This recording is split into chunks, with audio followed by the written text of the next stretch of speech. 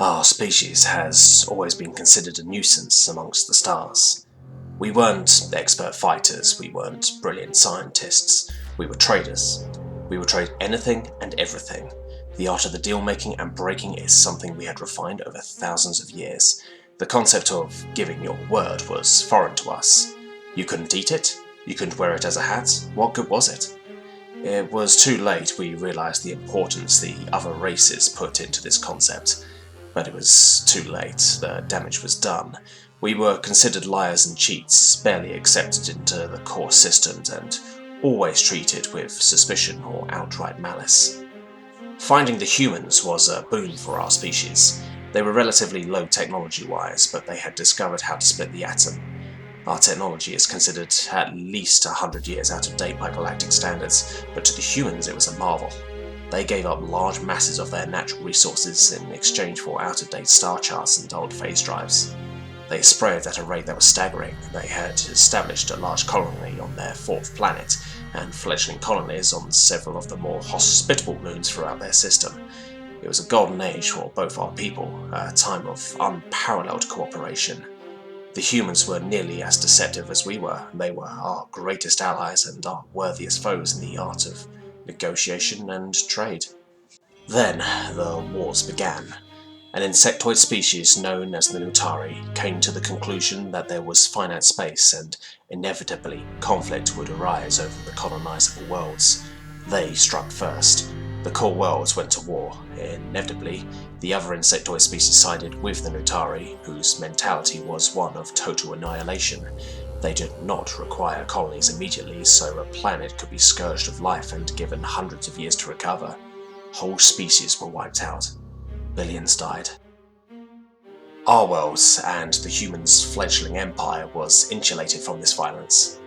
Neither of us had participated in the wars, and the core worlds had no interest in us or our pets. The core worlds defeated the insectoids and drove them to extinction. The Weaponthanes of Dourmot were absolutely essential to the core world's victory over the insectoids. Thus, they were gifted with new territory, since much of theirs had been lost to the ecosystem-killing attacks of the insectoids. This territory, much to our chagrin, was worlds we had colonized, albeit they were not territory we technically owned, but we and the humans share a saying that possession was 9/10 of the law. The Weaponthanes gave us a year to evacuate our colonies. This was not nearly enough time for the billions of residents. We appealed to the council but were denied an audience. They viewed us as squatters and did not look favourably over the fact that we had not assisted them in their wars, but no request for aid had ever been asked. After a year had passed, the Weaponthanes attacked. Thousands died. We had no way of matching their prowess or weaponry. The humans offered to aid us in defending our worlds, and naturally we accepted. We had no idea what horror we would be unleashing. We had never paid attention to the humans' history, though it was readily available to us. It wasn't something we were interested in. They had been warring with one another throughout their recorded history. Their earliest tales spoke of battle and bloodshed. It was shocking to read of some of their major conflicts, the terrible things they inflicted against one another. But we were desperate, and the humans offered some kind of salvation. We armed them with not only weapons but also knowledge.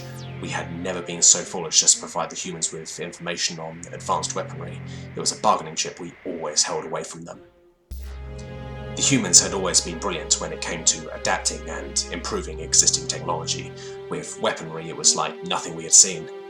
They took our technology in directions we had never dreamed. In months, they had advanced our weaponry further than we had in 30 years. Their initial attacks against the Weaponthanes were staggering.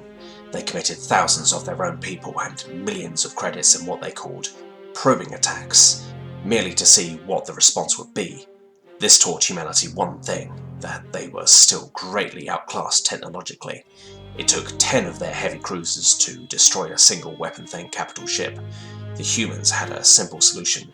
They sent 20. Every human world in their empire became devoted to helping the war effort. Their first true offensive was massive. Thousands of ships, millions of troops, billions of credits. It shattered like glass against the Weaponthanes armada.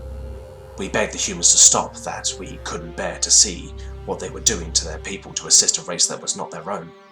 They refused. They would not let us, who had never given the humans a fair deal in our entire history, who had wrung every tiny niggling concession out of them for technology that was woefully out of date, lose what was ours. The rest of the war went much like the first battle. Humans were defeated time and time again. They never succeeded in halting the Weaponthanes' advance or pushing them off a single world. After 10 years of war, the Weaponthanes of Dourmot surrendered. For the first time in 400 years, they admitted defeat. We were baffled until the humans explained the concept of a Pyrrhic victory to us. It was an idea so insane, so utterly shockingly mad that we were terrified. Our own allies had become more terrifying than the enemy they had just defeated.